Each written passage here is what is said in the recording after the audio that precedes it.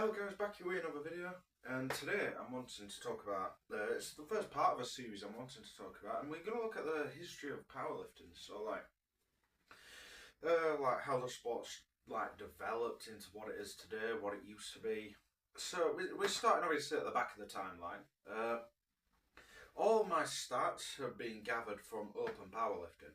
Open Powerlifting, if you're new to powerlifting, is like the database that records every single competition, like pretty much ever, on there. You know, it's got, like, if anyone says all-time world record, it's the top of the list on Open Powerlifting. You know, because each federation's got their own world records, you know, that sort of compiles everything. So the first event on Open Powerlifting happened in 1964. On each of these videos, I'm looking to cover, I believe how it works out, there's going to be 7 parts. 6 parts will cover 9 years, and then the last part, the most recent, will cover, well, it's kind of 7, I think. It's 8 if you include 2025, but there's not much we can really say about that year, other than, you know, what the year, you know, holds. But we'll jump straight into it. So we're going to look pre-64. Powerlifting was known as odd lifts. I've got my sheet here, I've got this book. I had to write loads of notes, I can't remember all this. Because I'm going to be recording all these 7 videos back to back to back, all one day. Just because, you know, if you want to watch this back in time, you know, you can just like watch it straight, you know, you can pretty much go straight through and like a quick hour recap of powerlifting. I might do that, I might just put all of them on one after each other.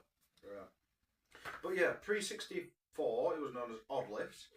So there was like 100 events that you could turn up and you wouldn't know before what you're going to be doing. Kind of what strongman is. Strongman sort of took that avenue, whereas powerlifting became a 3-meet specialist.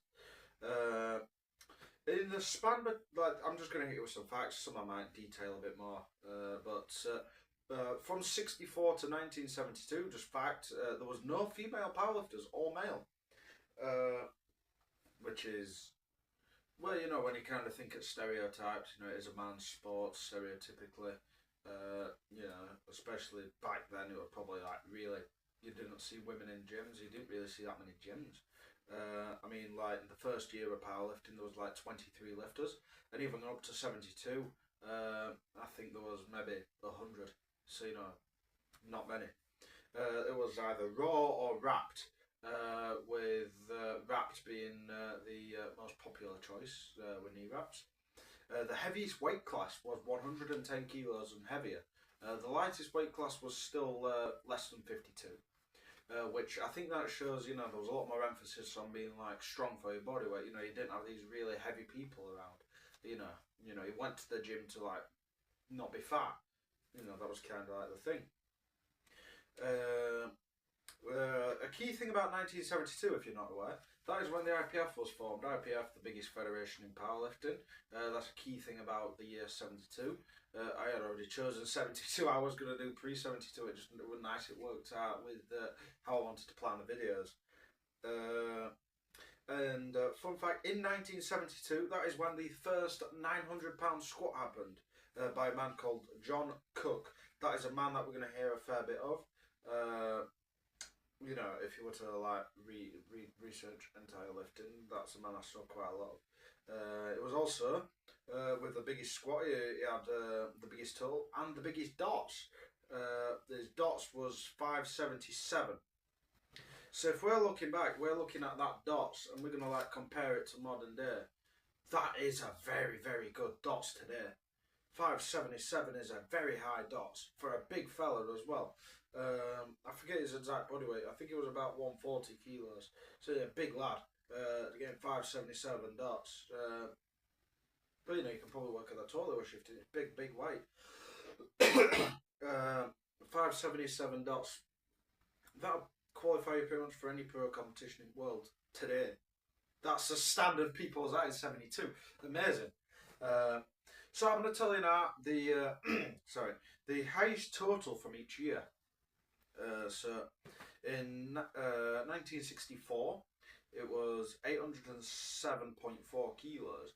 Now you're going to see these odd little nut jumps instead of like in 2.5 kilo increments. You know, there might be 0.4s, 0.7s. I believe all these competitions were sort of like done in pounds. So they was done in America.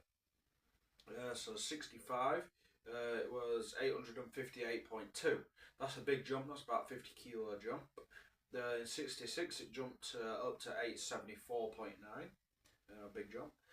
It did regress in 67 to 850. It got carried back up where it left off in 68. It got to 877.7, new highest total in lifting.